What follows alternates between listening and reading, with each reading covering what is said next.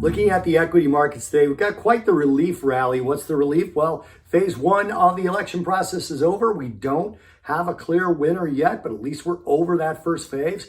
All three major indices are up, and the Russell actually even squeaked past the unchanged line in toward the end of the day, but it spent most of the day down as stocks rotated out of tech. Out of small cap and into tech. But all three major indices were up, being led by the NASDAQ. When you look at the change on the day on the NASDAQ today, we finished the day up 4.66%, about 11,791.25 in the D's contract. On the high side, 11,839.75. That was up 5.09%.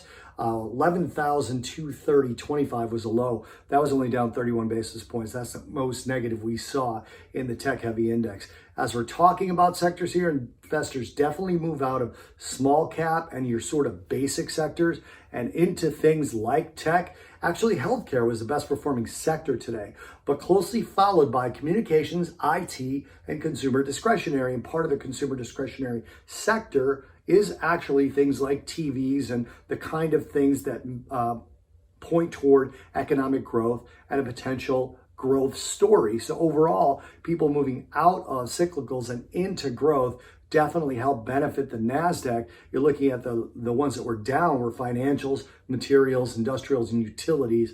And again, that all is more defensive sectors. So out of small cap, out of defensives, and into large cap growth. That's what we saw today, and that will drive the NASDAQ futures higher if that's the way the market is rotating. And then we also have yields falling, and those yields falling take that sort of safety stock trade, which is always tech, at least it has been over the last, say, 18 months or so.